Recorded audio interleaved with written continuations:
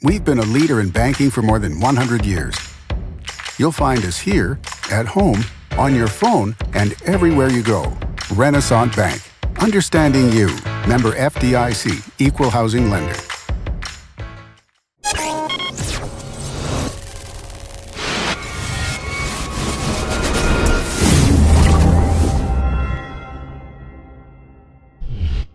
Sponsored by Renaissance Bank.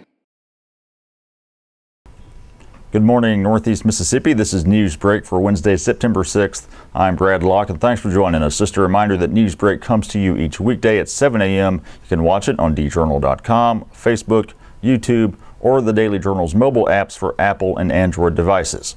We're going to spend the next few minutes looking at news, sports, and weather for Northeast Mississippi. We'll start with the weather forecast for today. Partly cloudy skies, high of 79, low of 51, just a 10% chance of rain. 3-day outlook continues to look pleasant. Thursday, mostly sunny with a high of 79, a low of 53, 10% chance of rain.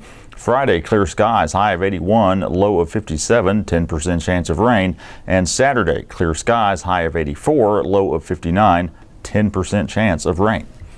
Let's take a look now at some of the top stories from the Daily Journal and djournal.com on this Wednesday. A group of Mississippi lawmakers listened to reports on Tuesday about how lotteries are operating in other states. The 9-person lottery study group was formed by House Speaker Philip Gunn. It held its second meeting on Tuesday. It plans to meet at least once more before making a report for the Mississippi House later this fall. Tuesday's meeting focused on the lotteries in neighboring states of Arkansas and Louisiana. Committee members also discussed lotteries in Texas, Wyoming, and Nebraska.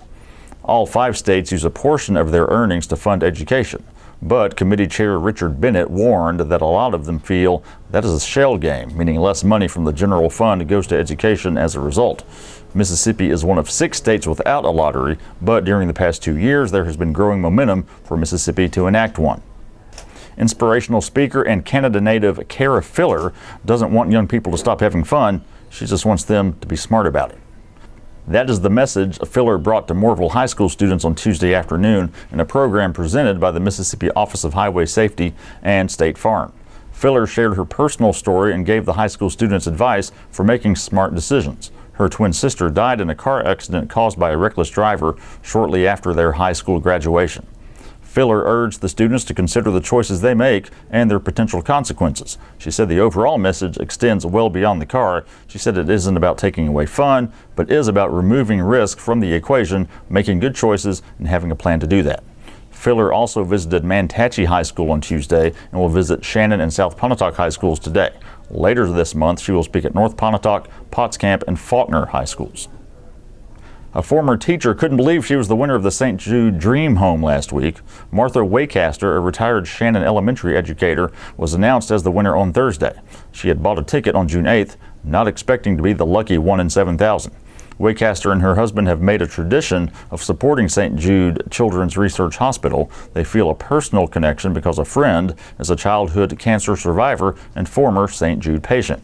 The home is valued at $325,000, and as much as the Waycasters love it, they expect to put it on the market. They've lived on a farm in the old Union community since 1966. Once the house is sold, Waycaster said they will make a sizable contribution to St. Jude. The 2017 Dream Home sold all 7,000 tickets for the drawing, raising $700,000 that will go to fund care for young cancer patients and research. And in sports, Tupelo's Hayden Buckley won his first collegiate golf tournament this week. The University of Missouri senior won the Turning Stone Tiger Invitational on Monday in Verona, New York. It was Missouri's season opening event. Buckley shot a 7-under 209, his best collegiate 36-hole score, to edge teammate Rory Franson by a stroke. Missouri won the Invitational for the 6th straight year. It was Buckley's second individual victory of the year. This summer he made the 64-man bracket for the U.S. Amateur in California. In the first round at Turning Stone, Buckley shot par with 5 birdies and 5 bogeys. In the second round, he shot a tournament best round of 67, followed by a 70 on Monday. For more on the stories to talk about today, be sure to pick up a copy of your Wednesday Journal or visit djournal.com. Also, be sure to check out a couple of the podcasts we produce here at the Daily Journal. The Memo, All Things Northeast Mississippi, with W. Derek Russell and Chris Kiefer. New episodes every Wednesday and Friday. Find it in iTunes or podcast apps or at memo.djournal.com.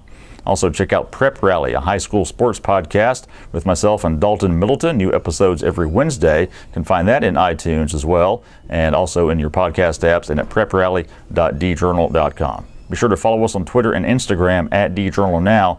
Give our Facebook page a like as well. That's all for Newsbreak on this Wednesday. I'm Brad Locke. We'll see you next time.